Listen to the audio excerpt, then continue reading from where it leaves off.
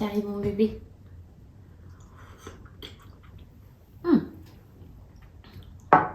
C'est chaud. Coucou tout le monde, j'espère que vous allez bien. On se retrouve aujourd'hui pour une vidéo point lecture. Ça fait un moment que j'en ai pas fait. Donc, tout d'abord, je m'excuse d'avance si à un moment donné ça coupe ou si vous entendez de la pluie, parce qu'en fait je suis en vigilance orange pour vent et pluie et du coup il n'y a que des averses. Et du coup j'en profite que là il y a une accalmie, mais du coup il risque de pleuvoir en plein milieu de la vidéo et du coup de couper. Parce que je pense que comme je suis souvent à la véranda, s'il pleut très fort, il y a peu de chances que vous m'entendez moi.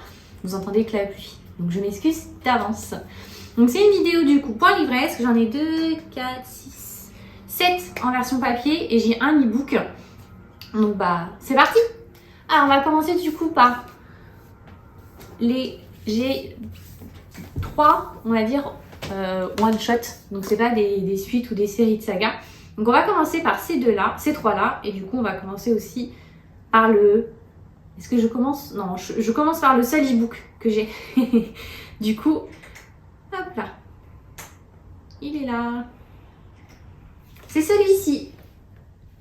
La famille de l'hiver et le roi fée, du coup, de Elisabeth Ebory. Et c'est la maison d'édition Les Moutons Électriques qui l'a sorti. Et franchement, il est juste génial. On suit en fait une fée et un humain qui sont dans le monde humain. La fée veut juste retrouver du coup son peuple et l'humain en fait veut savoir qui est l'homme étrange qui hante ses rêves. Il charge, on va dire, des oiseaux avec des cartes de visite et sur ces cartes de visite, ils mettent comme quoi ce sont des professeurs. Et donc du coup, ils envoient ces oiseaux-là et du coup, on va dire une ministre du royaume des fées qui s'appelle le Cid qui en fait reçoit la carte et les engage. Ils vont donc se retrouver dans le royaume des fées. La fée se sent un peu perdue par rapport à ce qu'elle pensait que c'était et puis l'homme en fait cherche juste à comprendre et donc se retrouver du coup au centre, on va dire, de politique. Donc voilà, c'est un peu le gros résumé et honnêtement j'ai adoré parce qu'il y a un mélange de plusieurs mythologies. Il y a de la mythologie irlandaise, il y a de la mythologie celtique. Franchement c'est extrêmement riche. La plume de l'auteur fait qu'on se laisse porter sans difficulté dans ce roman-là et franchement il est juste génial. Et j'ai déjà repéré 2-3 romans, un roman que l'auteur a déjà écrit que je vais lire, c'est sûr et certain. J'attends juste de finir mon Code Winter Challenge, mais elle fait partie de ces prochains auteurs que je vais lire, mais alors tout de suite, parce que franchement je me suis tellement laissée emporter par ce roman-là que j'ai juste adoré. Honnêtement il était juste génial. Ensuite, les 2 autres one-shots, il y a celui-ci de Sky Blue, du coup de Robbie Crouch, qui est une des sorties du coup de Saxus de l'année dernière. Et du coup, en fait, on suit du coup Sky, qui est gay. Tout le monde le sait, mais en fait, il essaye de se fondre dans le paysage en portant par exemple pas de rose ou en ayant une démarche le moins efféminée possible. Et en fait, il a un énorme crush. Mais alors le crush, vous savez, comme on voit au cinéma avec les pions dans le ventre ou le ralenti qu'il peut y avoir quand il voit son crush, enfin un peu ça. Et en fait, il n'y a que sa meilleure amie qui sait qu'il a ce crush là, jusqu'à ce que, en fait, ils ont, on va dire en quelque sorte, un défi et il veut l'inviter au bal de promo. Il veut inviter du coup son crush au bal de promo. Donc du coup, ils ont des centaines d'idées qu'ils ont écrites sur un mur et en fait, ce mur, une photo de ce mur là se retrouve publiée. Donc du coup, tout le monde sait qu'il avait un crush sur le garçon en question. Et en fait, du coup, lui et ses amis, du coup, se lancent un peu dans une sorte d'enquête. Ils veulent savoir qui a révélé ça. Mais en fait, c'est aussi une question d'acceptation de soi. Parce que du coup, il va faire des découvertes sur son passé, sur son père. Et en fait, c'est un livre de prise de conscience, d'amour de soi-même, d'acceptation. Voilà. Et franchement, c'est une très bulle, en fait, une belle bulle d'émotions qui fait du bien. C'est une petite couverture sur laquelle on se glisse et qui se lit assez facilement. Franchement, il était juste génial. Je l'ai lu très rapidement et c'était une très belle lecture, une lecture pleine d'émotions que j'ai beaucoup aimée. Elle fait très sitcom et je pense que c'est aussi pour ça que je l'ai autant aimée. Et ensuite, il y a The Mexican Gothic, du coup, de la maison d'édition Bragelonne par Silvia Moreno Garcia. On suit en fait Noémie qui est une aristocrate qui, on va dire, tout le monde peut être un peu tête en l'air, qui va en fait du coup retrouver sa cousine, puisque sa cousine s'est mariée mais elle ne donne plus de nouvelles, ou alors la dernière lettre qu'ils ont reçue est assez inquiétante. Elle va donc aller retrouver sa cousine, elle va donc découvrir Le mari de sa cousine, elle va aussi découvrir un manoir qui a toute une histoire un peu spéciale, tout comme la région et la famille aussi. Et au premier abord, il faut le dire, assez glauque. L'ambiance de ce livre-là est assez glauque. Il y a beaucoup de... Ça sera un peu un thriller psychologique s'il devait être mettre en film ou en série. Parce que du coup, en fait, ça joue un peu sur la peur. Mais il y a aussi, en fait, de la... Je sais pas si on peut dire de la magie, mais c'est de la biologie un peu modifiée. Voilà, ce serait un peu ça si je devais l'expliquer. Et du coup, en fait, elle va se perdre plus ou moins dans les méandres, mais elle veut aussi en fait juste sauver sa cousine. Donc on va la voir. Et on va aussi la voir prendre énormément confiance en elle, puisque c'est une jeune fille qui paraît et qui veut renvoyer cette image, à mon avis, d'un peu de fille insouciante, mais elle sait extrêmement bien ce que les hommes peuvent penser et ce que les hommes pensent dans cette société des femmes. Et on le voit en fait ce point de vue-là, et on déteste ce point de vue-là, parce que même si à l'heure actuelle, il y a beaucoup de choses qui sont faites pour que ces points de vue-là disparaissent, ils y sont encore, et en fait on la voit subir de plein fouet ces préjugés. Donc voilà, ça a été une belle lecture, pas genre l'énorme coup de cœur, mais il se lit très facilement et sans difficulté. Ensuite, nous avons une fin de saga avec du coup l'héritage des 7 îles du coup de Aline Grace, et c'est une des sorties pareil de la maison d'édition de Saxus. Donc on retrouve Amora qui du coup a sacrifié la moitié de son âme. Elle se retrouve du coup attachée toujours à son, on va dire, son âme sœur, mais en fait depuis qu'elle a en fait perdu la moitié de son âme, elle ne sait plus qui elle est. Elle n'arrive pas non plus aussi à passer au-dessus du deuil de son père, elle n'arrive pas à l'accepter, elle n'accepte pas aussi les secrets que sa famille a créés, et elle veut en fait juste faire en sorte de pouvoir se retrouver entière, parce qu'elle ne sait pas si elle est amoureuse du garçon en question parce que elle l'aime, ou si c'est parce qu'il a la moitié de son âme.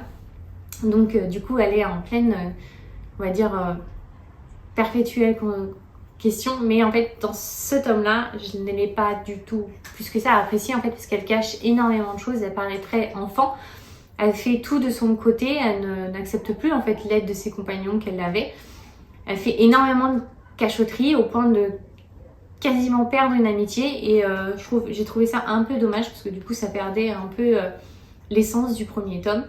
Donc voilà, c'est, on va dire, le plus gros problème pour ce tome-là, en fait, c'est ça. C'est que du coup, en fait, j'ai trouvé que elle était gâchée, en fait, l'amitié, et tous les bons moments qu'on avait pu avoir dans le tome 1, du coup, en fait, ont été gâchés par cette... oui, c'est gaminerie qu'il y a eu, je trouve, en tout cas, dans ce roman-là. Donc la fin est triste, par contre. Ça, je vous le dis tout de suite, elle est extrêmement triste, elle m'a fait pleurer. Et en même temps, j'en étais heureuse parce que c'est une belle fin. Mais voilà, c'est une lecture un peu mitigée. Ensuite, nous avons la suite, et je pense pas que c'est la fin, du coup, de Les Serpents Argentés de Roshani Shoki. Pareil, c'est la maison d'édition de Saxus qui l'a sorti. Ce bouquin est, soyons honnêtes, déjà juste magnifique. Il est sublime, honnêtement, que ce soit la couverture ou l'intérieur. Tout est juste magnifique, je l'adore. C'est une très belle saga. Ce n'est pas la fin, à mon avis, c'est une suite, puisque la fin est ouverte. Donc voilà. On retrouve du coup notre équipe de voleurs complètement dévastée par la fin du coup du tome 1, puisque un de leurs compagnons est mort. Et en fait, ils n'arrivent pas non plus à accepter comment ils n'ont pas pu voir le mal qu'il y avait dans leur compagnon, comment ils ont pu, on va dire, se laisser berner. Donc on en est là. On en est aussi à un point où, comment dire, Séverin en fait veut juste oublier cette douleur-là. Du coup, avec, on va dire, le mini avant-goût du pouvoir qu'il a eu dans l'aventure du tome 1, il veut avoir ce pouvoir-là parce qu'il est persuadé que s'il a ce pouvoir-là, du coup, en fait, il pourra faire en sorte que personne ne meure, plus personne d'autre ne meurt, ce qui est malheureusement faux. Et du coup, en fait, on le voit dans ce tome-là devenir, on va dire, inhumain. Il se détache au maximum de ses émotions humaines, alors que, en fait, c'est ce qui fait que, du moins, à mon sens, il est capable de pouvoir sauver les autres, parce qu'il est humain, il a ces émotions-là. Donc voilà, par contre, on se concentre énormément sur un des compagnons, et j'ai adoré voir son histoire, honnêtement. Par contre, il y a une énorme trahison, comme en fait dans le tome 1.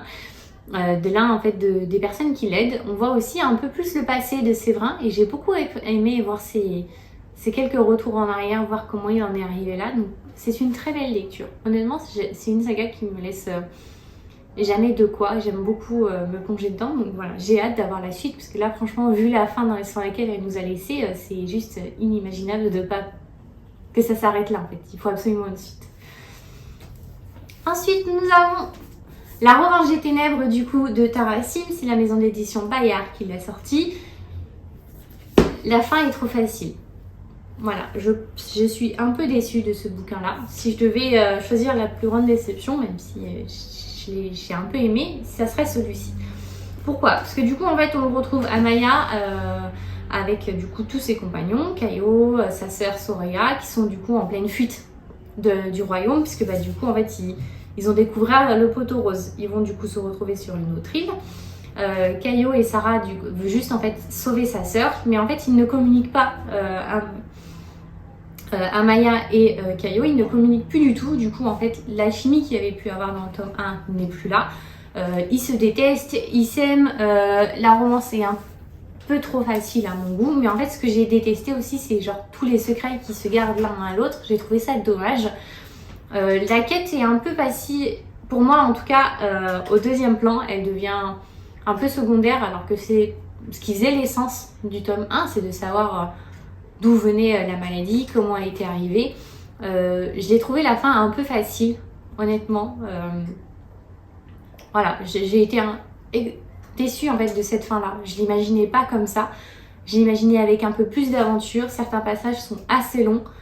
Donc ouais, ça a été une légère déception pour moi parce que je m'attendais pas à ça. Donc j'avais énormément et bien aimé le tome 1 et en fait ce qui faisait l'essence et ce qui faisait que j'avais énormément aimé le tome 1 n'est pas dans ce tome 2 donc, et cette fin. Donc ouais, c'est pour ça que ouais, il me manque quelque chose pour que ce soit bien, tout simplement. Ensuite, nous avons une autre fin, du coup, La Malédiction d'Excalibur, le tome 3, L'Ascension de Camelot, de Kirsten White. Pareil, c'est la maison d'édition de Saxus. Ils en ont sorti beaucoup en fin d'année, parce que du coup, ils étaient en retard. Hop, voici le livre, du coup, sans la jaquette. Donc, c'est une réécriture un peu du conte de Camelot, et j'adore. Camelot, Merlin, Arthur, les chevaliers de la table ronde, Guenièvre, c'est juste génial. Et cette réécriture-là se concentre principalement sur Guenièvre. Et dans ce tome-là, on la voit juste grandir, accepter qui elle est. On la voit aussi en plein doute sur ses sentiments et j'ai beaucoup aimé voir ça. Honnêtement, ça a été un pur bonheur. Elle rencontre aussi les gens qui sont censés être les ennemis de Camelot. Elle se rend compte que ce n'est pas le cas. Elle va aussi essayer de faire comprendre à Arthur que Merlin n'est pas aussi bon qu'il voudrait le croire. Ce dernier tome signe aussi un peu et je trouve ça très triste. Et attention, spoiler, la fin de la magie des Camelot, on voit plus ou moins comment ça s'arrête. La fin de Merlin. Donc j'ai trouvé ça triste de ce point de vue-là. Parce que du coup, ils l'ont fait passer comme un sacrifice nécessaire, ce que je comprends au vu de ce qui s'est passé. Mais honnêtement, ça a été une pur voyage. Je me suis laissée emporter sans difficulté. J'adore Camelot. Il y a beaucoup de réécritures qui sont pas ouf, mais celle-ci, franchement, est juste géniale. Et voir en fait Guenièvre, c'est juste trop bien parce que des fois c'est un personnage qui est un peu mis de côté. Et là, en fait, juste voir Guenièvre, Lancelot qui du coup fait aussi énormément partie de la chose. On voit Mordred, on voit Morgane. En fait, on voit aussi une autre facette des personnages et j'ai adoré. Franchement, c'est une saga qui est juste trop bien.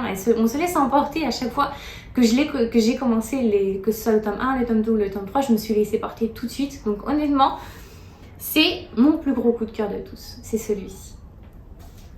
Et on finit du coup pareil avec une fin de saga. J'ai fini pas mal de sagas ce mois-ci, donc je suis contente. Il s'agit du coup Les Saisons du Chaos de El Cosimano. Du coup, c'est le tome 2. C'est trop bien. Honnêtement, il est trop bien. Et il est